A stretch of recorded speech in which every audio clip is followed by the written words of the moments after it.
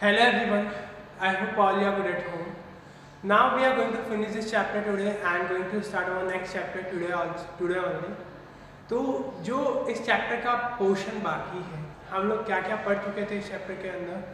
हमने सबसे पहले पढ़ा structure of earth, crust, mantle core, फिर इंटरनल एक्सटर्नल टेक्टोनिक फोर्सेस, फिर हमने पढ़े वेदरिंग फोर्सेस, फिर हम इरोजन फोर्सेस में पढ़ रहे हैं। अब जो नेक्स्ट इरोजन फोर्स है वो कौन सा है? Hydro power. Hydro power, hydro power नाम सुना? Hydro, hydro means water and power means you all know very well. Then what is hydro power? It is the power of water. Water की जो power होती है उसे हम क्या बोलते हैं? Hydro power. अब जनरली जो हाइड्रो पावर्स हम लोग देखते हैं, जैसे कार क्लीनिंग, बाइक क्लीनिंग, या बहुत ज़्यादा हाई प्रेशर में पानी का चाहिए, जैसे एसी की क्लीनिंग के लिए एक डिवाइस आती है मोटर, तो हम उस पावर को हम फील कर सकते हैं। और जब बहुत ज़्यादा ही फील करनी हो तो जैसे कभी भी अगर हमारे शहर में राइट्स होते हैं, क्या होते हैं? राइट्स। राइट्स क्या होते हैं? दंगे। अगर कभी भी किसी शहर में दंगे वगैरह होते हैं तो सबसे पहले पुलिस वाले समझाने की कोशिश करते हैं। अगर आप नहीं समझते तो फिर वो वाटर कैनल्स का यूज़ करते हैं। वाटर कैनल्स क्या होते हैं? वाटर कैनल्स जो फायर ब्रिगेड वाले होते हैं, जो वो पानी को बहुत ज़्यादा प्रेशर के साथ फेंकते हैं किसी भी चीज़ के ऊपर, जो उनकी पाइप जैसी स्ट्रक्चर होती है उसे क्या बोलते हैं? Water canals. तो भीड़ को अलग अलग करने के लिए भी वाटर कैनल्स का यूज़ करते हैं। जनरली ये राइड्स के टाइम ही ज़्यादातर यूज़ करते हैं, या फिर दिवाली वगैरह हो, जब बहुत ज़्यादा इनोसेंस हम लोग क्रिएट करते हैं तब इसका यूज़ किया जाता है।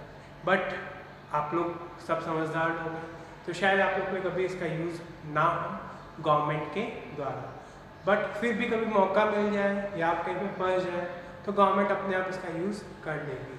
तो वाटर की जो स्पीड होती है, वाटर की स्पीड, वाटर की स्पीड अगर इतनी तेज हो जाए, इतनी तेज हो जाए कि उसके पास में आने वाला या उसके आसपास से गुजरने वाला उसी के साथ मिक्स होकर उसी के साथ क्या करें? फ्लो करें, उस चीज को हम क्या बोलते हैं? That are known as rivers. Rivers are the first and foremost in which we can see. इनके अंदर हम लोग देख सकते हैं कि द पावर ऑफ वाटर क्या होती है या हाइड्रो पावर क्या होती है।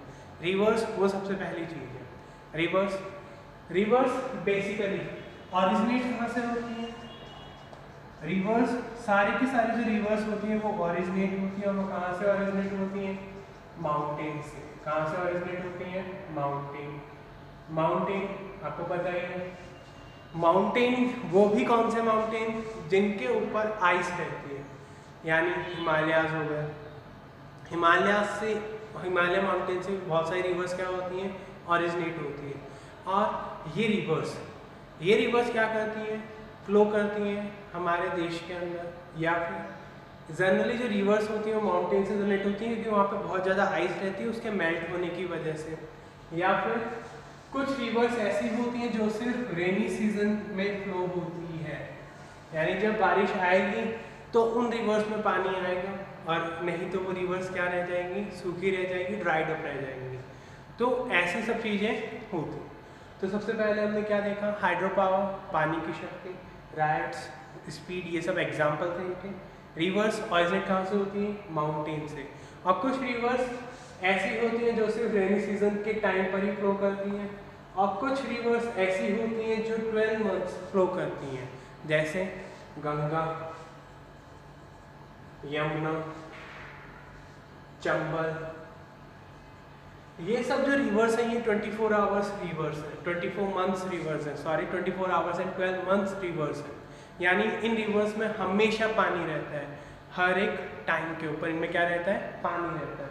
ये रिवर्स सूखती नहीं है। क्यों नहीं सूखती? क्योंकि रेनी सीजन में पानी आता है। और सेकेंड रीज़न क्या होता है? ये जनरली बर्फीले पहाड़ों से जनरेट होती है, जो आइसी माउंटेन्स होते हैं वहाँ से जनरेट होती हैं। तो क्या होता है? जैसे ही आइस वहाँ पे मेल्ट होती है तो इन रिवर्स में पानी आता है, और ये पानी क्या करता रहता है? फ्लो करता रहता है। इन्हीं की तरह एक रिवर थी सरस्वती। एक रिवर कौन सी थी? सरस्वती। बट ये जो सरस्वती रिवर है ये अब विलुप्त हो चुकी है, गायब हो चुकी है। क्या हो चुकी है? गायब। इसको ढूंढने के साइंटिस्ट लगे हुए हैं कि बाय चांस हमें ये रिवर वापस से मिल जाए। इसको हम लोग ढूंढने की क्या कर रहे हैं, अभी भी कोशिश कर रहे हैं। इन रिवर्स की बहुत ज़्यादा इंपॉर्टेंस है हमारे कल्चर में। हमारे कल्चर में मतलब इंडियन कल्चर में। इस कल्चर के अंदर इन रिवर्स को माँ का दर्जा दिया गया है, मदर। रिवर्स को मदर का दर्जा भी दिया गया है।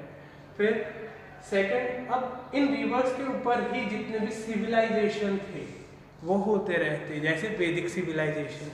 वैदिक सिविलाइजेशन कौन सी रिवर के ऊपर हुआ था? सरस्वती। सरस्वती रिवर के बैंक के ऊपर कौन सा सिविलाइजेशन हुआ था? वैदिक सिविलाइजेशन। तो जनरली ये जो भी रिवर्स के बैंक होते हैं, इन बैंक्स के ऊपर किसके सिविलाइजेशन होते रहते हैं? सिविलाइजेशन, ह्यूमन सिविलाइजेशन बहुत सारे होते रहते हैं। जैसे हमने कल पिछली क्लास में पढ़ा था हड़प्पन सिविलाइजेशन, बहुत सारे सिविलाइजेशन इनके ऊपर होते रहते हैं। तो इनकी उस तरह से भी हमारी हिस्ट्री को जानने के लिए भी इनकी क्या है, बहुत सारी इम्पोर्टेंस है। अब क्या होता है, कैसे इनकी पावर का हमें पता चलता है? जैसे एक यहाँ पे रिवर थी, यहाँ पे क्या एक रिवर है, बट ये रिवर क्या हुई, कुछ टाइम के लिए सूख गई। ये क्या होगी, कुछ टाइम के लिए सूख गई। तो सूखने की वजह से हमने क्या किया कि इसके किनारों पर क्या बना लिया, हमारे घर बना लिए। क्या बना लिए? घर। बट जैसे अचानक से बहुत तेज बारिश आई तो इस रिवर में वापस क्या आ गया? पानी।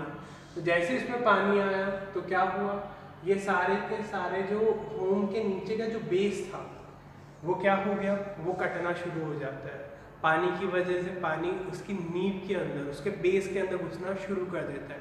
तो जैसे ही पानी नींवों के अंदर जाता है तो थोड़े टाइम के बाद क्या होगा, ये सारे के सारे होम टूट कर किसके अंदर मिक्स हो जाएंगे, वापस से रिवर के अंदर। इसीलिए रिवर के बैंक्स के आसपास यानी नदियों के किनारे पर घर वगैरह नहीं बनाए जाते, ना कोई इंडस्ट्री सेटअप की जाती है। क्यों?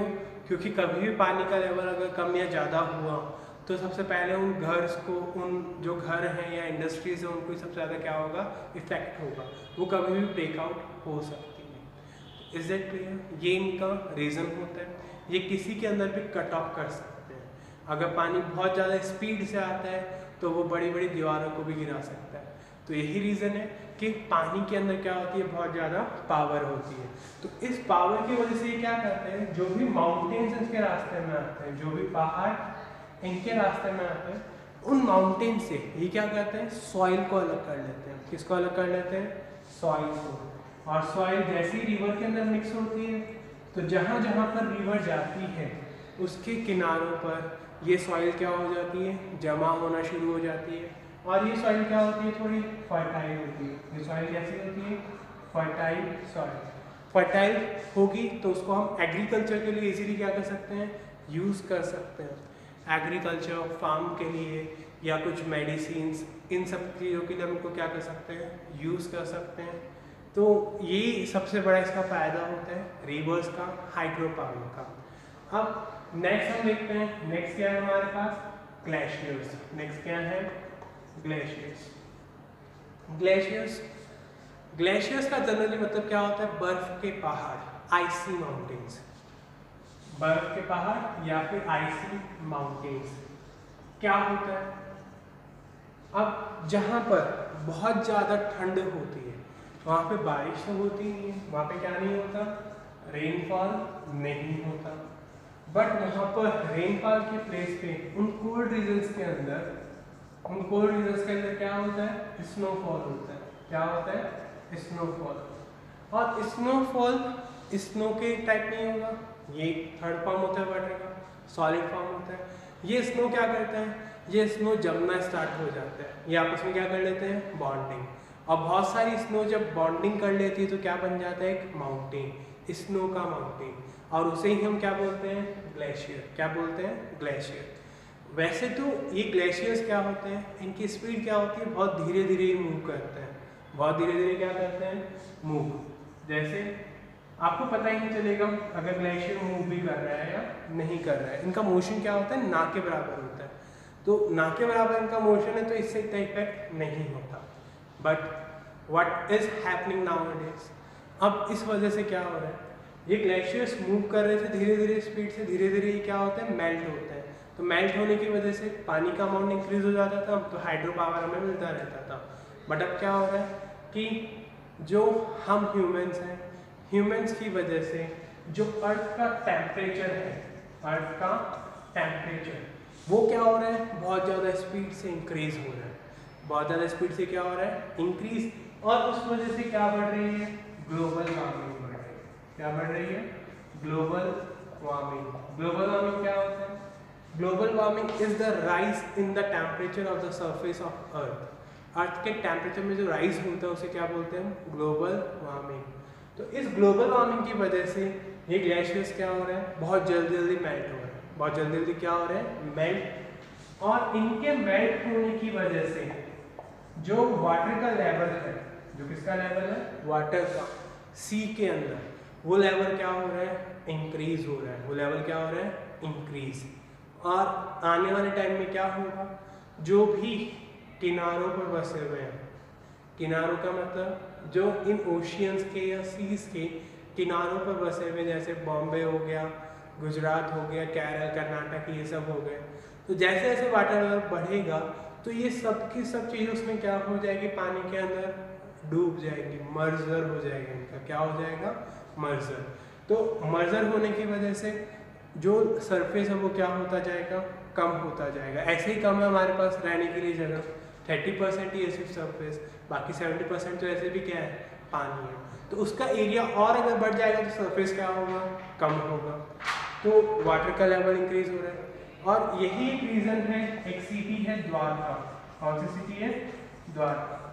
उस सिटी को बहुत बार क्या किया जा चुका है, बसाया जा चुका है, वो बहुत बार पानी में डूब चुकी है और बहुत बार उसको वापस से रीबिल्डअप किया जा चुका है। यही रीज़न है द्वारका सिटी का बसाए जाने का।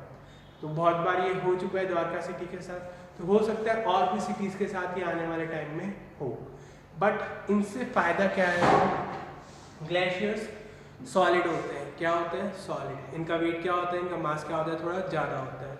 तो जब ये ग्लेशियर्स फ्लो करते हैं तो जो इनके रास्ते में माउंटेन आते हैं, तो उन माउंटेन्स को ये क्या करते हैं, इजीली ब्रेक कर देते हैं। इजीली क्या कर देते हैं, ब्रेक कर देते हैं। जैसे अगर आपने 1 किलोग्राम के एक हथौड़े से मारा एक पत्थर को, तो हो सकता है वो टूटे या नहीं टूटे, बट उसके ऊपर आपने 10 किलो का हथौड़ा मार दिया तो डेफिनेटली वो ब्रेक होगा। Same thing happens with glaciers. इनका जो फोर्स होता है वो क्या होता है, थोड़ा ज़्यादा होता है। और जैसे ये फोर्स अप्लाई होता है, जैसे ये फोर्स क्या होगा, किसी माउंटेन के ऊपर अप्लाई होगा या किसी सरफेस के आसपास से ग्लेशियर निकलेगा, तो वो क्या करेंगे, उनके ब्रेक कर देंगे। क्या कर देंगे, ब्रेक। और हमें क्या मिल जाएगी, फर्टाइल सॉइल। क्या मिल जाएगी हमें, fertile soil. Is that clear all of you?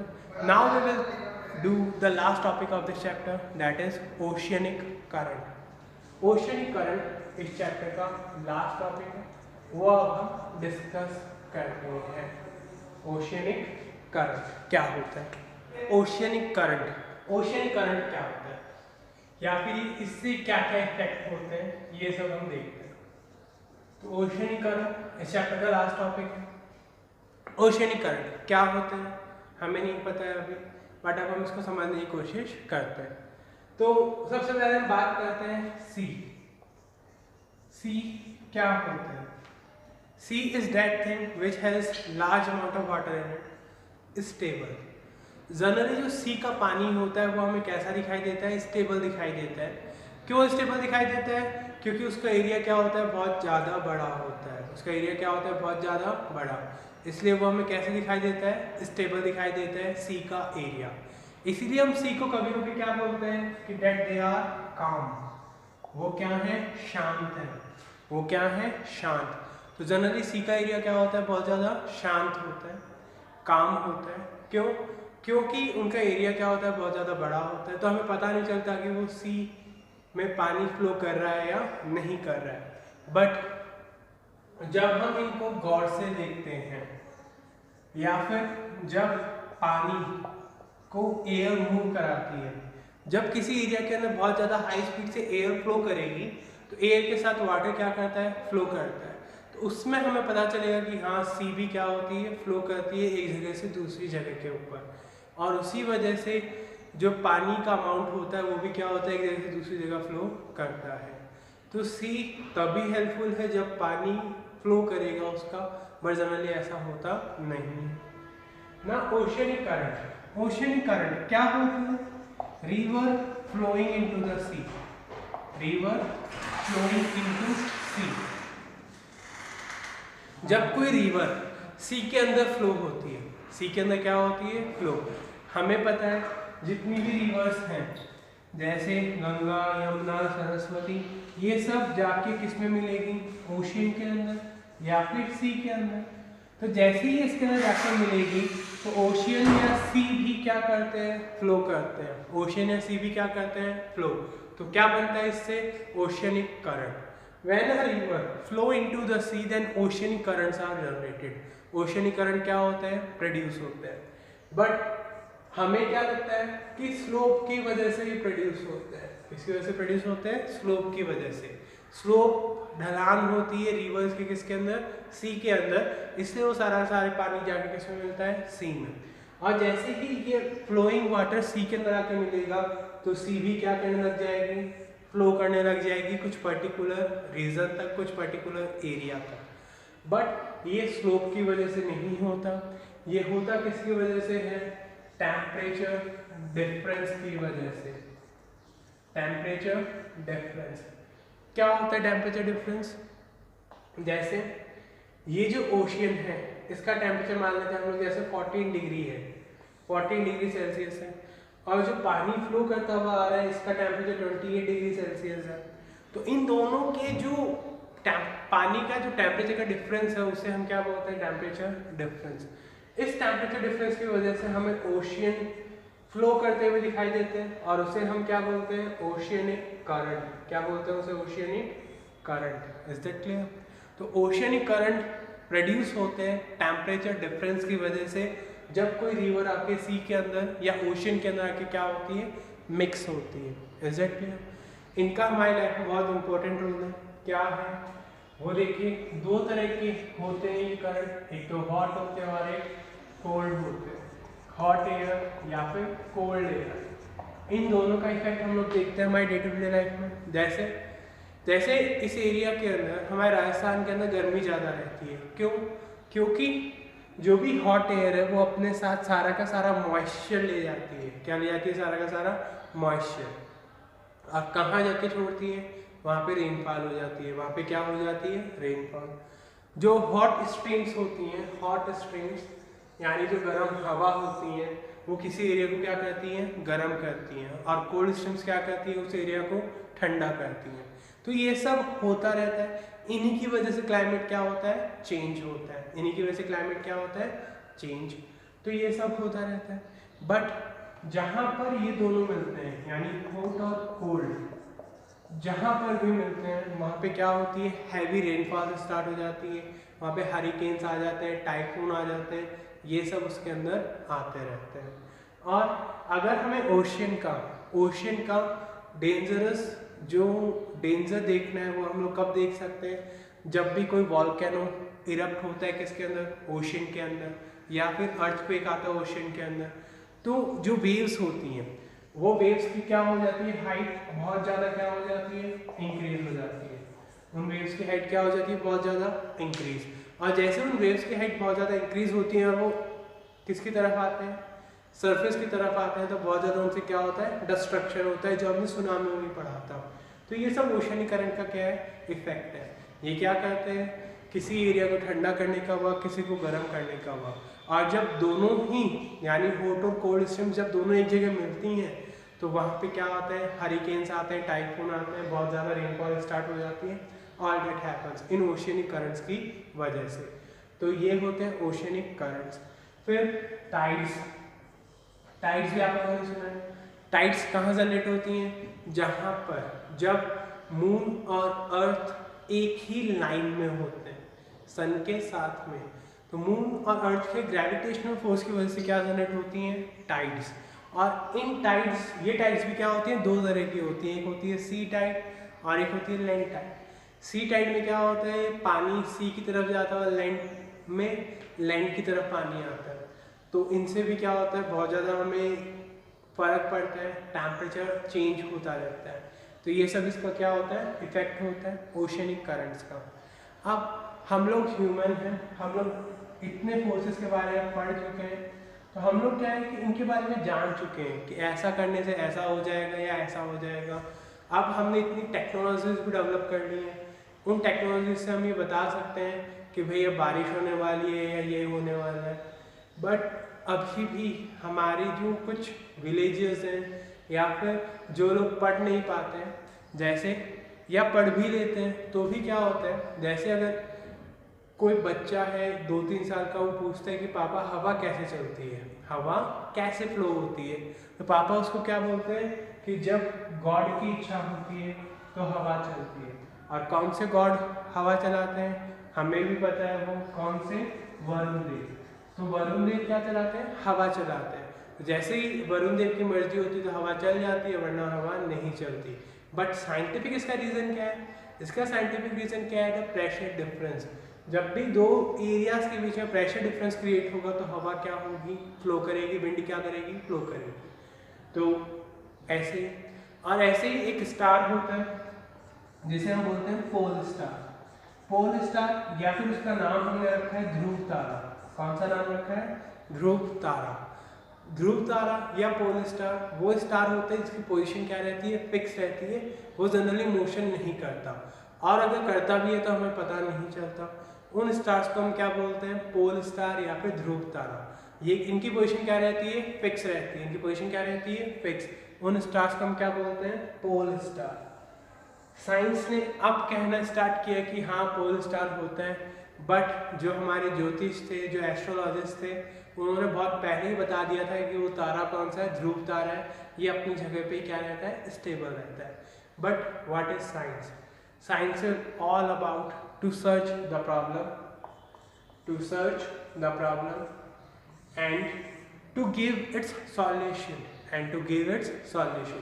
Problem का सर्च करें और फिर उसका क्या निकालें, सॉल्यूशन निकालें। बट अभी जिस वजह से हम लोग हमारे घर पे कैद हैं, वो प्रॉब्लम क्या है, वो प्रॉब्लम है कोरोना। प्रॉब्लम कौन सी है, कोरोना या फिर कोविड। तो ये एक प्रॉब्लम है और हम लोग क्या कर रहे हैं, अब इसका सॉल्यूशन निकालने की कोशिश कर रहे हैं। साइंस क्या कर रही है, इसका सॉल्यूशन निकालने की कोशिश कर रही है। बट ये जो प्रॉब्लम थी, ये कुछ बेवकूफ़ों की वजह से जनरेट हुई। उन बेवकूफ़ों को हम अच्छे से जानते हैं और उनकी वजह से ये प्रॉब्लम जनरेट हुई। और इस प्रॉब्लम का सॉल्यूशन अब पूरा का पूरा, पूरी यूनिवर्स, पूरी की पूरी जो प्लैनेट है हमारा अर्थ, वो सब ढूंढने की कोशिश कर रहे हैं। तो जो सॉल्यूशन पाया जाएगा तो हम उतनी जल्दी हमारी क्लासेस में मिलेंगे। Is it clear? तो problems and solution are two different part of science. जितनी ज़्यादा प्रॉब्लम होगी उतनी ज़्यादा उसके क्या होंगे, सॉल्यूशंस होंगे।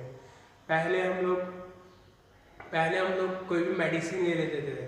अब जैसे हमें पता चला कि अगर डॉक्टर के पास जाएंगे तो हो सकता है वहाँ से हमें डिजीज़ मिल जाए, कोई वहाँ पे पेशेंट पहले से आया हुआ हो, तो हम लोग अब डॉक्टर के पास भी जाने से कतराते हैं। तो प्रॉब्लम है हमें, तो ही हम उसका सॉल्यूशन ढूंढते हैं। तो साइंस भी यही वर्क करती है कि प्रॉब्लम्स कहाँ हैं और उसका सॉल्यूशन कैसे निकलेगा। तो corona is the problem nowadays और उसका सॉल्यूशन हम लोग निकालने की कोशिश कर रहे हैं। हमारे जो साइंटिस्ट हैं ऑल ओवर द वर्ल्ड, वो सब इनका निकालने की कोशिश कर रहे हैं कि इसका सॉल्यूशन कैसे ना कैसे निकल जाए, इसकी वैक्सीन क्या हो जाए, प्रोड्यूस हो जाए।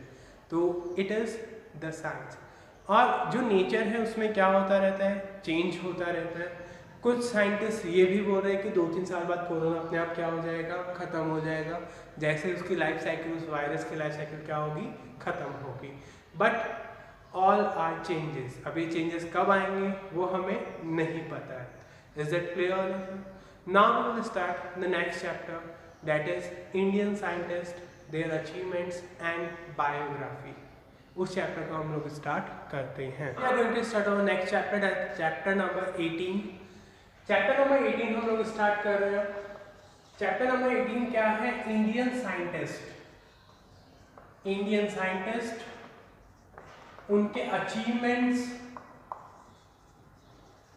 और उनकी बायोग्राफी, हम लोग पढ़ रहे हैं। Indian scientist achievements and biography, यानी इंडियन साइंटिस्ट ने क्या क्या किया, उनके क्या क्या अचीवमेंट्स थे और वो कौन कौन थे, इसके बारे में हम लोग इस चैप्टर में पढ़ेंगे। सारे साइंटिस्ट पढ़ना हमारे बस में नहीं था, तो हम इस चैप्टर में कुछ साइंटिस्ट के बारे में पढ़ेंगे। वो साइंटिस्ट कौन कौन से हैं, उनमें एक थे सुश्रुत, चरक, फिर होमी जहांगीर बाबा, प्रफुल्ल चंद्र राय,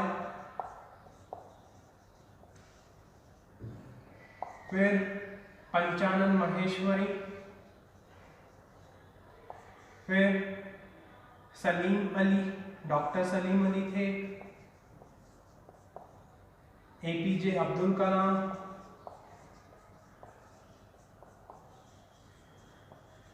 सुश्रुत, चरक, होमी जहांगीर बाबा, प्रफुल्ल चंद्र राय, पंचन माहेश्वरी, सलीम अली, एपीजे अब्दुल कलाम और एक साइंटिस्ट और सीवी रमन। कौन से साइंटिस्ट थे? सीवी रमन। इन 8 साइंटिस्ट के बारे में हम लोग इस चैप्टर में पढ़ेंगे, इन्होंने क्या क्या किया और इनकी लाइफ हिस्ट्री क्या क्या थी। सबसे पहले हम यहाँ पे देखते हैं अचीवमेंट्स। अचीवमेंट्स का मतलब उन्होंने क्या क्या गेन किया अपनी लाइफ के अंदर। बायोग्राफी, 2 वर्ड्स होते हैं, एक होते हैं बायोग्राफी, एक होती है ऑटोबायोग्राफी। एक होती है बायोग्राफी और एक होती है ऑटोबायोग्राफी। क्या डिफरेंस होता है इन दोनों में? बायोग्राफी का मतलब होता है the story of us tell by the others, हमारी कहानी कोई और बताता है, उसे हम क्या बोलते हैं? बायोग्राफी। ऑटोबायोग्राफी क्या होती है? हमारी कहानी हम खुद ही बताते हैं, हमारी जो भी लाइफ थी उसके बारे में हम ही बता रहे हैं, उसे क्या बोलते हैं? ऑटोबायोग्राफी। और एक क्या होता है? बायोग्राफी।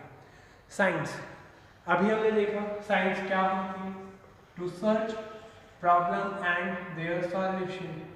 तो science is also divided into 2 parts, that is one is basic science and one is applicable science.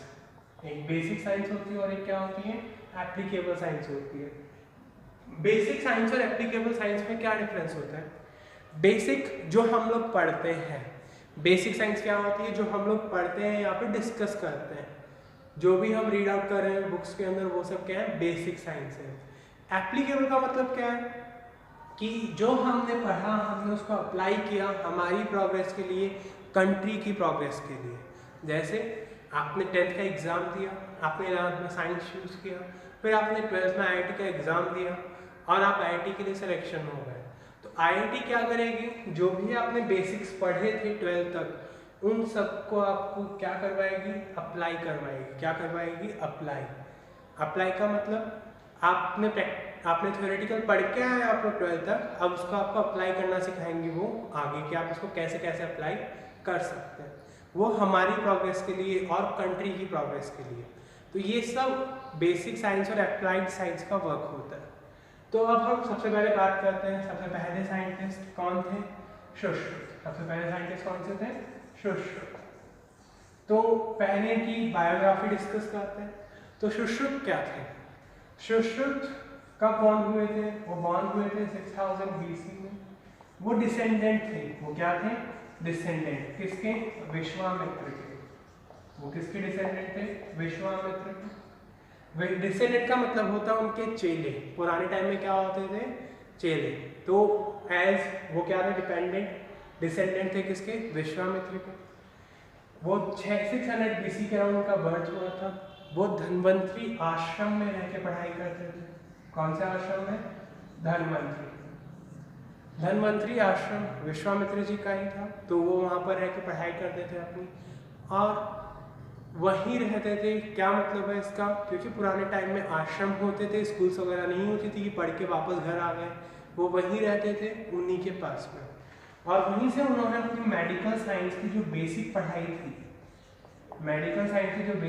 थी, वो उन्होंने पूरी की। जो उनके प्राइमरी मेडिकल साइंस की जो स्टडी थी वो पूरी उन्होंने कहाँ पे कंप्लीट की? धन्वंतरी आश्रम के अंदर। धन्वंतरी आश्रम में क्लियर करने के बाद उन्होंने पढ़ाई अपनी पूरी करने के बाद फिर उन्होंने अपनी जो मेन पढ़ाई स्टार्ट की वो किसमें की? सर्जरी में। किसमें स्टार्ट की? सर्जरी। सर्जरी का मतलब क्या होता है? आपने नाम सुना होगा, plastic surgery.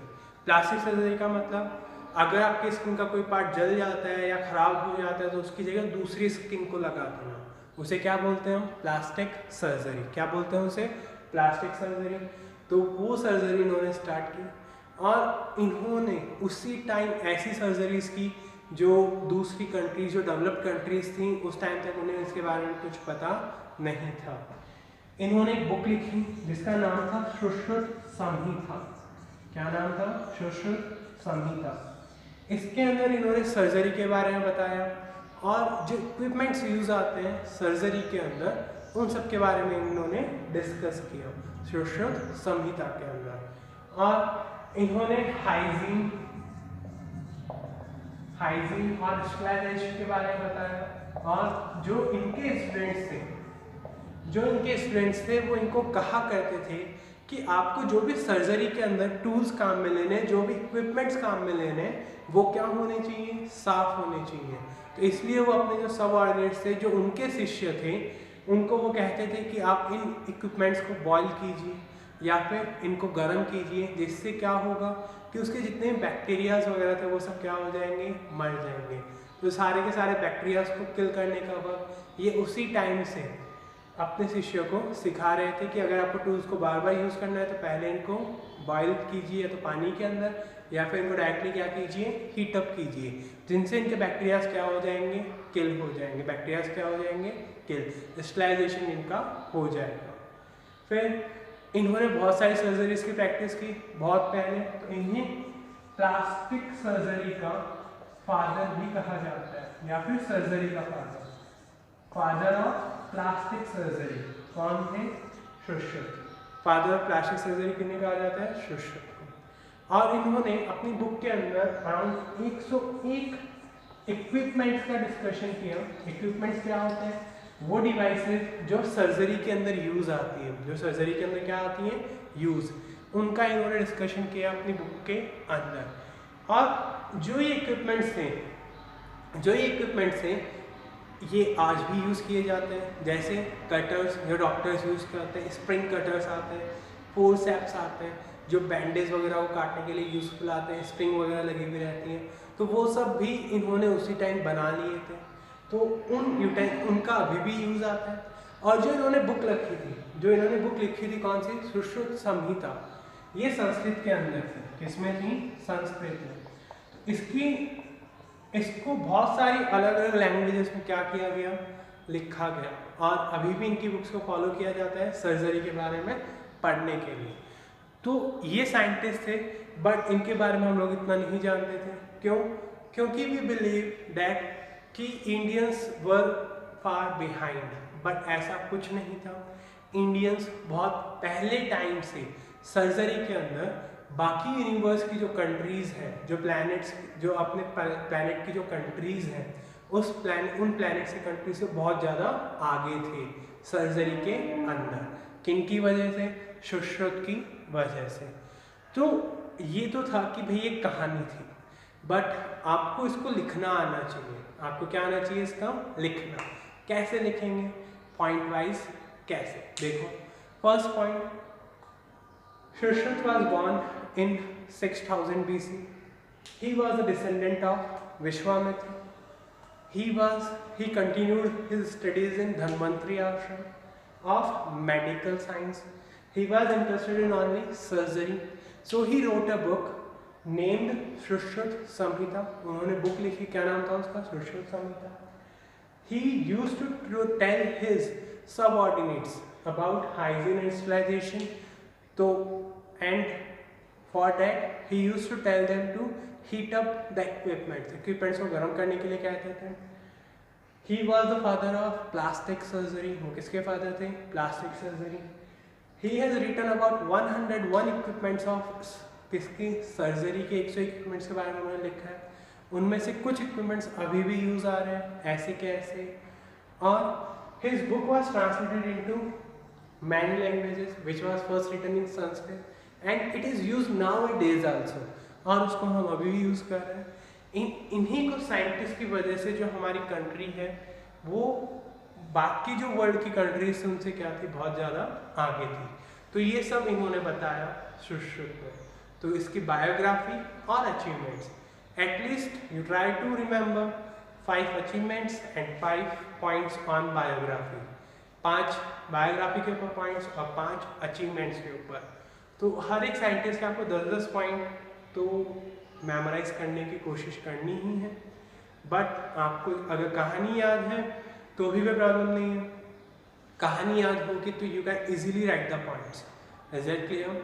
So after completing the numerical questions and answers of the previous chapter, you have to do 1 page note. एक पेज का आपको नोट्स लिखना है सुश्रुत के ऊपर, सुश्रुत ने क्या क्या कहा, उसके ऊपर आपको एक पॉइंट्स का क्या, एक पेज का क्या बनाना है, नोट्स जैसा बनाना है। Is that clear all of you? Thank you all of you. बाकी हम लोग नेक्स्ट क्लास में पढ़ेंगे, चरक, होमी जाएंगे इन सब के बारे में। Thank you all of you, have a nice day.